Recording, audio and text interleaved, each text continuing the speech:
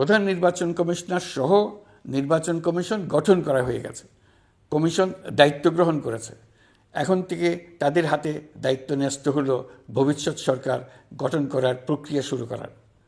তারা তাদের প্রস্তুতির কাজ শুরু করেছেন। তাদের হাতে অনেক কাজ। প্রথমে সবচেয়ে বড় কাজ ভোটার তালিকা হালনাগাদ করা। এটা এমনিতেই কঠিন কাজ। এখন কাজটা আরও কঠিন হলো এই জন্য যে গত 3টা নির্বাচনে ভোটারদের অংশগ্রহণ করার সুযোগ ছিল না। ভোটার তালিকা যাচাই করার সুযোগ হয়নি কারণ।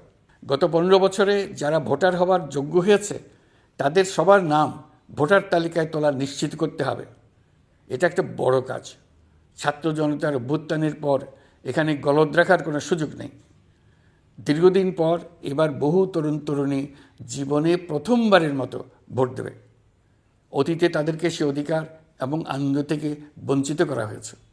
তাই এবারের নির্বাচনে তাদের ভোটদান একটি স্মরণীয় ঘটনা হয়ে থাকবে। এই অভিজ্ঞতাকে মসৃণ করার সমস্ত আয়োজন করতে হবে। আমার একান্ত ইচ্ছা এবারের নির্বাচনে প্রথমবারের তরুণ তরুণী ভোটাররা শতকরা 100 ভাগের কাছাকাছি সংখ্যায় ভোট দিয়ে একটি ঐতিহ্য সৃষ্টি করুক। নির্বাচন কমিশন এবং সকল সামাজিক প্রতিষ্ঠান ও রাজনৈতিক দলের প্রতি আমার আহ্বান, সবাই মিলে আমরা যেন ওই লক্ষ্য অর্জনে নানা প্রকার সৃজনশীল কর্মসূচি গ্রহণ করি। এখন থেকে সবাই মিলে এমন একটি ঐতিহ্য সৃষ্টি করি যেন স্থানীয় নির্বাচন সহ সকল নির্বাচনে সকল কেন্দ্রে প্রথমবারের ভোটাররা 100% কাছাকাছি সংখ্যায় ভোটদান নিশ্চিত করবে। এটা নিশ্চিত করতে পারলে ভবিষ্যতে কোনো সরকার মানুষের ভোটাধিকার কেড়ে নেবার সাহস করতে পারবে না। নতুন ভোটার ছাড়াও যাদের আগে থেকে ভোটার তালিকায় নাম থাকার কথা ছিল তারা ভোটার তালিকায় আছে কিনা তা নিশ্চিত করতে হবে। বিশেষ মনোযোগ দিয়ে ভুয়া ভোটারদেরকে তালিকা থেকে বের করে দিতে হবে। এবার আমরা প্রবাসী বাংলাদেশিদেরকে ভোট দেওয়া নিশ্চিত করতে চাই। অতীতে আমরা এই ব্যাপারে অনেকবার আশ্বাসের কথা শুনেছি। এই সরকারের আমলে এটা যেন প্রথমবারের মতো বাস্তবায়িত হয়, এটা আমরা নিশ্চিত করতে চাই। এর জন্য একটা নির্ভরযোগ্য ব্যবস্থা করতে হবে। সব কিছুই সমসাপেক্ষ ব্যাপার।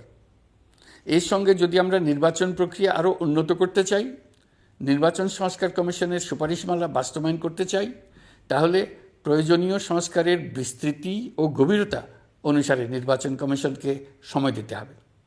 আমি সকল প্রধান সংস্কারগুলো সম্পন্ন করে নির্বাচন আয়োজন করার ব্যাপারে বরাবর আপনাদের কাছে আবেদন জানিয়ে এসেছি।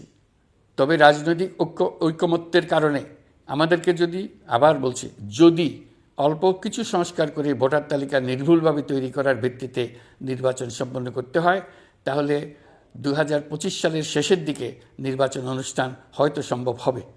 আর যদি এর সঙ্গে নির্বাচন প্রক্রিয়া এবং নির্বাচন সংস্কার কমিশনের সুপারিশের পরিপ্রেক্ষিতে এবং জাতীয় ঐকমত্যের ভিত্তিতে প্রত্যাশিত মাত্রার সংস্কার যোগ করি, তাহলে অন্তত আরও 6 মাস অতিরিক্ত সময় লাগতে পারে। মোটা দাগে বলা যায় 2025 সালের শেষ দিক থেকে 2026 সালের প্রথমার্ধের মধ্যে নির্বাচনের সময় নির্ধারণ করা যায়।